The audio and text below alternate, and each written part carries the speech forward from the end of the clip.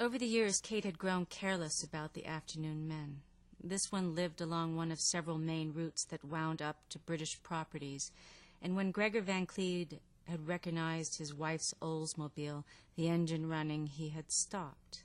There in the back was his blonde-haired boy lying on the floor, his knees draped over the axle hump, and the Cracker Jacks box clutched to his chest, and he looked simply asleep. But Gregor could not rouse the boy, banging on the glass. No, he seemed terribly, soundly asleep, and no one came to the door of the yellow house when he knocked and knocked. Behind him the engine still reliably droning along. A good car, the Oldsmobile, solid and safe, the salesman had told them. Dependable, he had said, gazing pointedly at Mrs. Van Cleave. You'll never break down in an Oldsmobile. And Gregor raced home for the extra key, the engine still purring like a black lynx, its breath poison, scentless and unseeable, a dark lynx that had swallowed up his blue-eyed boy. Fumbling the key into the lock, throwing open the door, he snatched his son away and held him up into the driving rain, his brow pale as pale stone, but the cheeks flushed bright, a glaucous shadow about the mouth, as though moss were already gathering in the stillness, the rain dancing upon his face until at last the eyelids twitched. Not dead, God sei Dank, not dead. When Brendan had finished emptying his stomach beside his mother's car, Gregor rushed him to the doctor, and it was while the boy was being treated for carbon monoxide poisoning, cradled in the arms of a matronly nurse, breathing from a tank of pure oxygen, that Gregor Van Cleave telephoned his attorney. About the same time, Kate discovered her car door open, the engine off, the boy gone. It had all come out in the legal documents, every abject detail.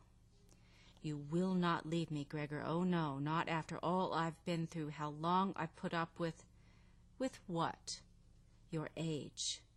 He seemed to be having a hard time looking at her. Perhaps she decided because he understood that he would miss her beauty, that he would be giving up a lot if he went ahead with this divorce. Knowing that there would be a row that morning after, Kate had gone to extra lengths to be particularly arresting. A dark green taffeta dress with matching velvet-trimmed bolero, a plumed toque, her hair curled loosely beneath it, a new pair of black kids.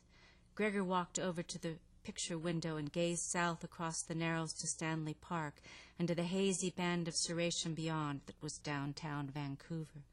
The sun was only just established, still laboring up from the rim of the world, but yesterday's clouds had all but vanished, and he put his palms to the glass as if catching the new light. This yearning, he said, inside you deep, it is impossible. About his torso a crisp white shirt planed sculpturally, and indeed he seemed like a living statue, someone venerated and prized, backlit by a dazzling world, and for a good long minute she wanted to touch him again, to feel the fabric warm from his body heat, the strong, subtle sinews beneath. His jacket, a crofter-made Harris tweed still faintly redolent of peat, hung over the back of the wing chair where he sat reading poetry most mornings before work, and if she had had the courage she would have pressed it to her face to feel its soft elegance, to smell its fine, quiet history, the smallest bit of which had included her. Instead, she tugged on the black kid gloves, fanning her fingers to admire their sleek fit, and said, "I haven't the faintest idea what you're talking about." His hands slid from the glass. "Poor love, I know," he murmured as he picked up his jacket. "This I know." "Wait," she said. He fixed his eyes upon her, eyes she trusted completely, eyes that once held the glow of adoration, extinguished now, the light gone, the love worn out. Still, even at what seemed final moments, she felt undressed by these eyes, as by a confessor who would forgive all. It was, in its way, a gloriously liberating sensation, and from around a last corner it managed to coax a frail waif of hope. You can't mean this, darling." He was making his way toward the front door, drawing on his jacket, gathering attaché case, umbrella. "I'll change. I will." It is impossible. But you still want me, don't you? Turning, he regarded her as he had that first day when she stood in his office at the Langston Hotel, desiring employment for which she was not in the least qualified. The light was not behind him now, but she felt it peripherally flooding into the room.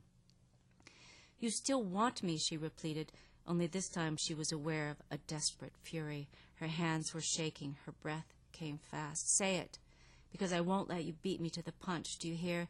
I simply won't let this happen, not after all I put up with, all I've given you. She paused, looking at him watch her, and suddenly she felt like some kind of specimen, a newly discovered animal displayed in an overly lit room. You know, Gregor, I was the one who wanted a divorce, not you. I resisted it, for your sake, because I knew you still wanted me.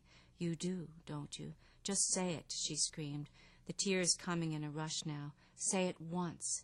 That's all you have to do, damn it to hell, is want me, still want me. Want you?